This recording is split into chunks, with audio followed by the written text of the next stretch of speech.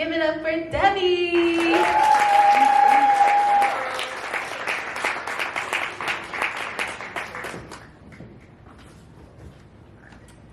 It is the fall of 1985, and I am a freshman at Wright State University. I just graduated from Fairborn High School, and where I made really wonderful friendships there and had really impactful experiences there. It was a really growing experience for me. Being part of the Fairborn City School system, I was ready for a little diversity. I was ready for a little DEI. So I was excited to start Wright State University. I made a very difficult decision to stay home, to stay close to home for college. But I just knew that this was going to open all types of experiences and worlds for me. And I was looking for a friend. I was looking for a friend that wouldn't ask me why I didn't like to get my hair wet. I was looking for a friend that I didn't have to explain things to. So it is the first day of class, and the class is English 101. And I was super excited because I'm really good at English. And I knew I'd excel at this class, and I was going to sit in the front, and this was the beginning. And so if you knew Wright State University in the 80s, there were 4 buildings: Ullman, Fawcett, Millette, and Allen. And my class was in Allen Hall, and I enter into Allen Hall, so excited, and there is this woman. This woman sitting on a bench down the way from me, and I said, I'm going to make her my friend. I'm going to make her my friend. So I go over. Hi, I'm Debi. Do you want to go have coffee? You want to get no. I said, okay. So the class starts. And lo and behold, this woman comes into the class that I'm in. And so super, type A, me, I'm sitting in the front row because I'm going to answer all the questions. The teacher's going to call on me, and I'm going to be, Grady's student. So I sit in the front row, and this woman sits in the back row. And the teacher goes around, please introduce yourself, say a little bit about yourself. Debi, Fairborn, blah, blah. And they go around the class, and they get to the woman that's in the back. I'm Nancy Spencer, Wayne High School, I'm here. Okay. Note to self, that's the woman, Nancy Spencer, locked in. Okay. So, weeks go on, keep going on. She's sitting on the bench before every class. I keep asking her, you want to go have coffee? You want to go have lunch? No. And what I loved, she was all like Janet Jackson. She was all I wanted to be, Janet Jackson. I was more like Flock of Seagulls, right? So finally, it gets close to the end of this class, and I'm like, I am going to make her like me. So I asked one more time, you want to go have coffee? You want to go have lunch? She said, yes. Inside there, fireworks, yes. Yes, my friend, yes. So we go down to the basement of Millette. That's where the cafeteria was.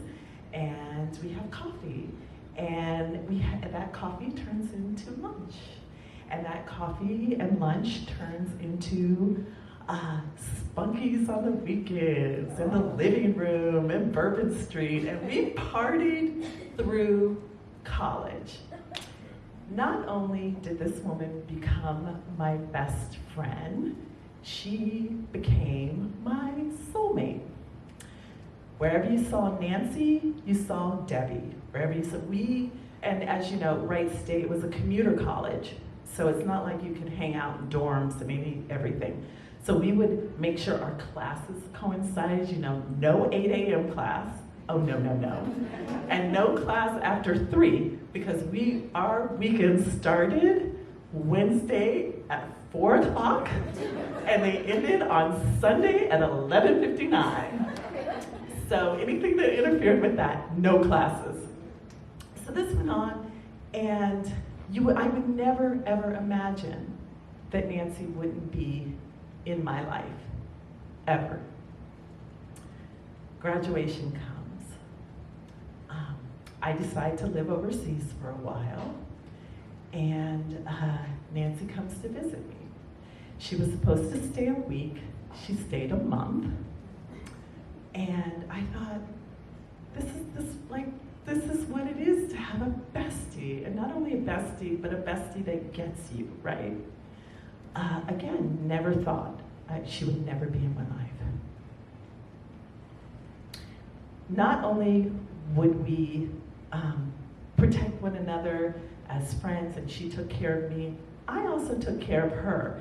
And I took care of her in the most important way. We were up in Gamble's one night, and if you don't know Gamble's, you need to know, so Google it. But Gamble's was this nightclub that was the bomb, right? Like, that's the place to be.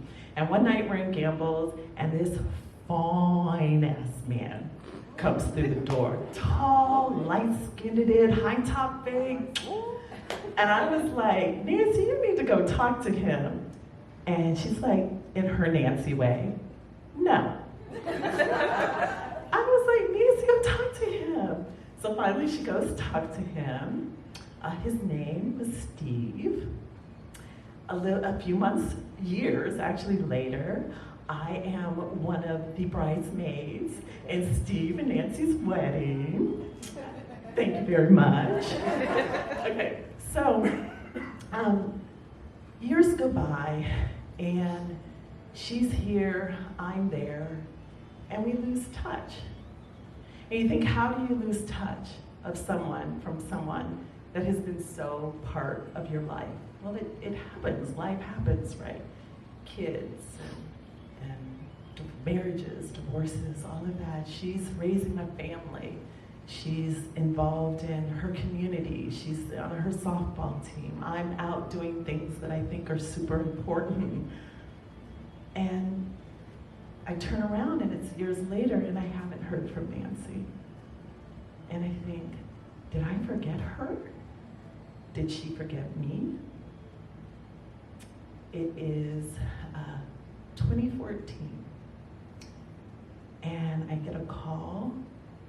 And I look at the number, and it's Nancy.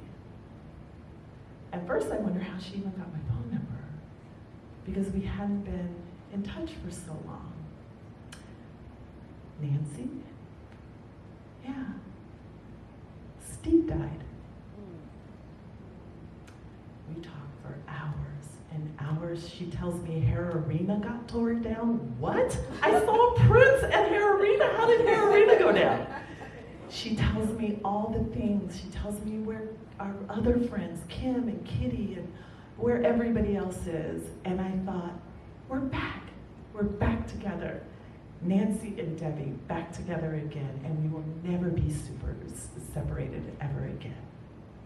So we talk again, we make a promise, a pledge. We are going to stay in each other's lives. We are going to stay connected.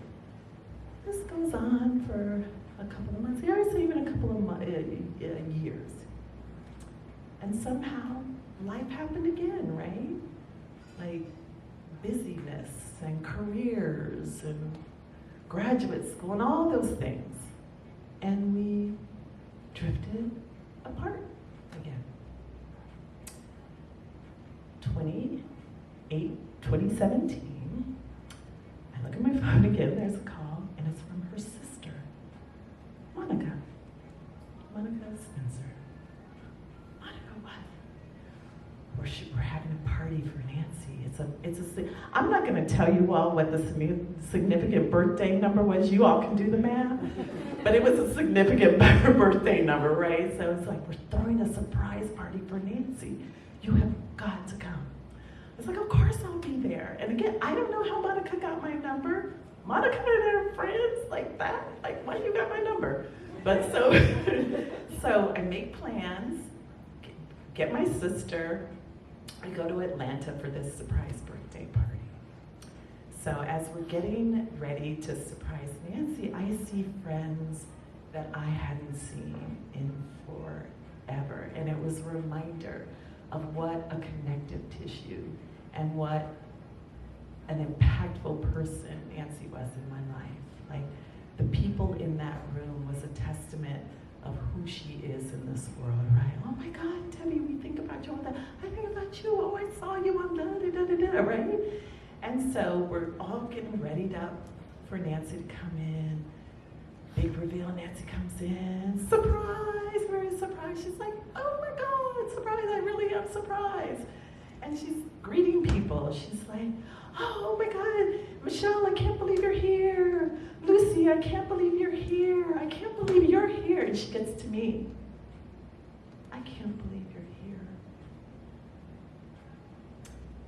And at that moment, I realize a soulmate is a soulmate. And when you're there for somebody, you're there for somebody. And even if you're not physically there, your hearts are forever connected. So I made the decision in 2023 to move back to Dayton. And I was living in Arizona. I made the decision to move back to Dayton. And once again, I get a call from Nancy. And Nancy says, I'm about to have surgery. And will you come stay with me and help me? Oh my God, yes.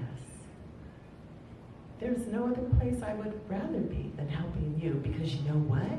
We get to recreate Spunkies and Campbell's, and it is Dance Party Friday every day. And so that's the story of how my friend has stayed my soulmate for